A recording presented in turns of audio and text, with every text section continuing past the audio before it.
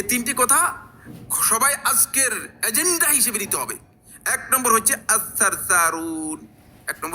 সারুন, বাচালরা, এদের চরিত্র ঠিক নেই।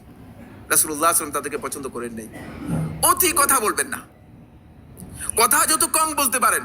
দেখেন না, মুখটাকে একটু ক্লোজ করেন, দেখবেন যে অনেক কাজ থেকে নিজেকে হেফাজত করতে পেরেছেন।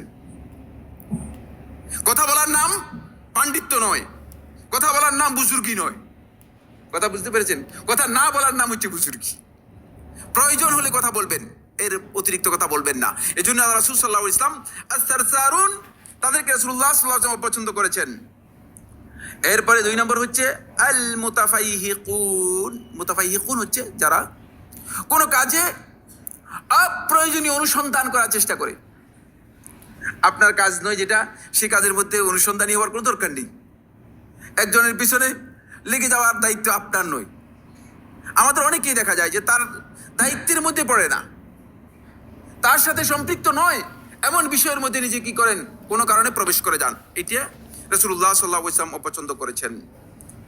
ওয়াল মুতাশাদ্দিকুন, মুতাশাদ্দিকুন হচ্ছে যারা কোনো কাজে চূড়ান্ত প্রান্তিকতা অবলম্বন করে, বাড়াবাড়ি করে, কথা বললে বাড়াবাড়ি করে, কাজে বাড়াবাড়ি করে।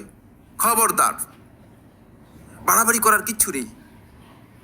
আপনি কি মনে করেন সারা পৃথিবীর মানুষগুলো আপনি 1 বলবেন দাঁড়িয়ে যাবে, আপনি 2 বলবেন বসে যাবে? এমনটা হবে কিনা? ইম্পসিবল। ঘরের স্ত্রীকে পারবেন না, অন্য বাইরের কথা আপনি তো বলতেই পারবেন না। সুতরাং এই জন্য আপনি বাড়াবাড়ির পদ্ধতি অবলম্বন করবেন না। রাসূলুল্লাহ সাল্লাল্লাহু আলাইহি ওয়াসাল্লাম এটাকে পছন্দ করেননি।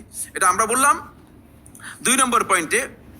3 নম্বর পয়েন্ট হচ্ছে রাসূলুল্লাহ সাল্লাল্লাহু আলাইহি ওয়াসাল্লাম হাদিসের মধ্যে ইরশাদ করেছেন, যে ব্যক্তি নিজের চরিত্রকে বুলন্দ করতে পারবে, সুন্দর করতে পারবে, সে আল্লাহ রাব্বুল আলামিনের ক্ষমা পেয়ে যাবে এবং আল্লাহ রাব্বুল আলামিন তাকে মাগফিরাতের মাধ্যমে আল্লাহ রাব্বুল আলামিন সমৃদ্ধ করবেন।